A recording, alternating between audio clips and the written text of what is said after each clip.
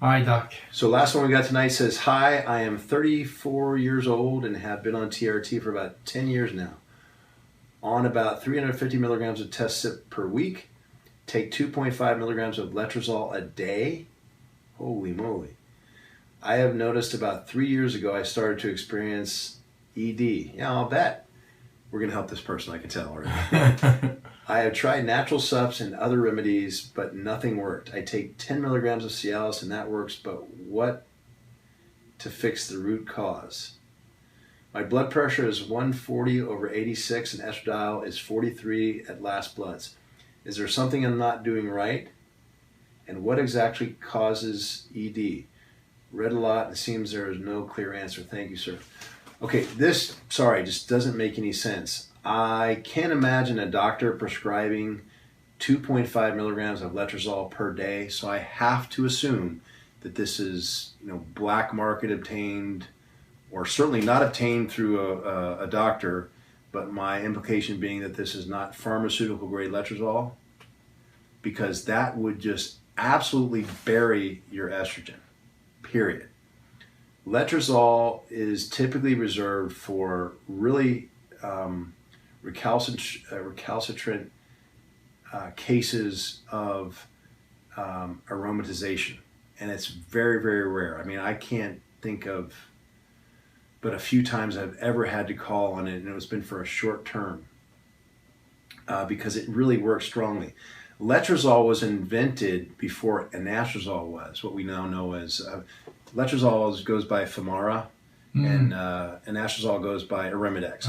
So Arimidex was actually second because we found liver enzyme elevations using letrozole, and they were mild, but still, hey, it's enough to make it an issue, and rightfully so. So we came up with anastrozole and didn't see the same problems. But letrozole is so strong that in and of itself, burying your estrogen, and we touched on this earlier, minimizing it, or I should say over-suppressing it a little bit, can cause issues. It's rare. But with letrozole, because you're burying it, it happens a lot. And it might be because of letrozole itself. I haven't been able to tease that out. But whenever I've used letrozole, or more often heard about people using letrozole, in other words, we talk about what's going on, what they're using on their own, and they go, "Oh, and I'm using letrozole," and I go, "Oh, that's the problem." We get them off the letrozole, ED resolves. So I don't understand why, despite taking 2.5 milligrams of letrozole per day, and I would say you're going to be using that dose once a week and still hammering your estrogen pretty good.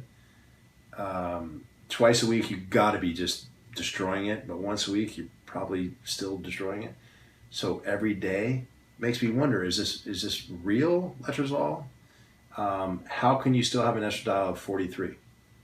And by the way, I've said this before: estradiol is not going to be valuable for guys because it's not precise enough to be accurate, if that makes sense. So for guys, because you're trying to get something precise to measure those much smaller levels, lower levels, I should say, of estradiol, we need an estradiol sensitive.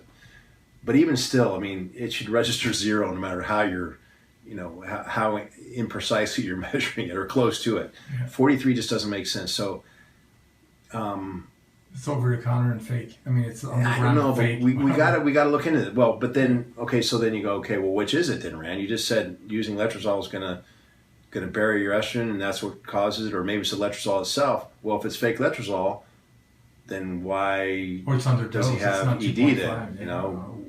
So I don't know the answer, but it doesn't add up. But for the benefit of everybody else, if you've got ED and you're using letrozole, stop using letrozole for sure. Simple. And if you're burying your estrogen, ditto. Ease up on the aromatase inhibitor and see if the ED doesn't resolve in a week or two.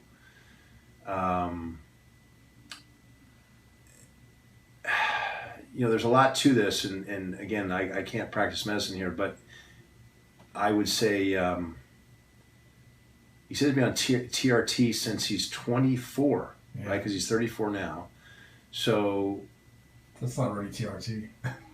Well, and on a hefty dose, obviously, of testosterone cypionate compared to the norm, But one other thing you might try is adding some HCG to the regimen, because what we found is, again, this is rare because usually you get people on testosterone replacement therapy who have hypogonadism, and they go, thank you Jesus, thank you Lord, you saved my life, I got my libido back, everything comes back, and they're happy. It's very rare that they get all the benefits except for the increased libido or the return of libido. Right. Every once in a while, though, you add a little bit of HCG to those people. Again, that's a rare person that it happens to, and they go, that was it, you cured me. Can't imagine what the mechanism of action is, because, it's the estrogen. No, we're regulating the estrogen. I have very few people that are on testosterone replacement therapy, males, that don't use some sort of estrogen control, we'll call it, whether it's through a blocker or more a SERM, or usually through an aromatase inhibitor. So is it the fact that they just need a little bit of endogenous production that makes a difference? I don't know what the answer is, but I know it often is what solves the problem. Yeah. So you might want to try adding that. The fact that the Cialis works is interesting too, isn't it? Because that's a PDE5 inhibitor, although it works on other PDEs, whatever it is, 8, 9, 3, whatever. But it's mainly a PDE5 inhibitor, and it's working on nitric oxide reabsorption, right? So if that solves the problem, we go back to, okay, well, what's the issue? Is it maybe just that you're not getting enough of the precursors, for example? ED is a tricky one. So is it you're not getting enough arginine, L-citrulline, and enough, meaning, if you're going to supplement with it, try 2 to 4 grams at a minimum of either one of those, and see if that doesn't help. But are you doing your cardio? Because 34, you're way too young to worry about nitric oxide synthase cells, not doing their job in the endothelial walls. But what stimulates them to do their work is moving the walls around with, exercise, particularly cardiovascular activity, right? 34, we've seen bodybuilders don't do a lot of cardio, right? Yeah. Still, you would think that wouldn't be the issue, but again, that's something I'd throw in the program. I think the main problem is the letrozole, even though the estradiol levels don't make sense. Now, the other thing you mentioned is 140/86. If that's truly your blood pressure, then that's too high, meaning that's your blood pressure all the time. Now, this is another tricky one, though. With blood pressure, Dr. Eric Topol came up with a great idea a long time ago. This is a guy who works south of us here down in San Diego, and he's got a foot in clinical and a foot in academia. Perfect, right? And he said, we're doing measurements of blood pressure in the office. At least half the people who come into the office have what we call white coat syndrome. Hey, man, who likes to go to doctor's offices, It usually implies there's something wrong, right? Why do you go to a doctor? Hey, just want to say hi today, Red. No, I got a complaint here. Or, it's a pain in the rear because they don't want to, but we're dealing with controlled substance, so we got to see at least, what's here. So, no, there's no really fun reason. And so the blood pressure goes up for those reasons. Well, let's measure it at home. Smart, right? So I think a lot of people are catching on with Dr. Topol's idea, by the way, because it's going to be artificially inflated. At the doctor's office, if you find that you're, say, 120/70 at home, you're done. Yeah. I joke with guys, if you're going to the gym and you take your blood pressure and it ain't 180/130, turn around and go home, man. You ain't ready yet. You're not fired up. The brain can fire up your blood pressure, in other words. Yeah. And, if you're a morning lark and you get up and, cortisol levels are high, if it's not 140/80, it might be unusual for you, because you're going, but then by nighttime, it drops down to 120/70. You're okay. It doesn't mean you have hypertension. You don't have a pathology, right? You're just wound up. Yeah. So you get my point. And this is not just me.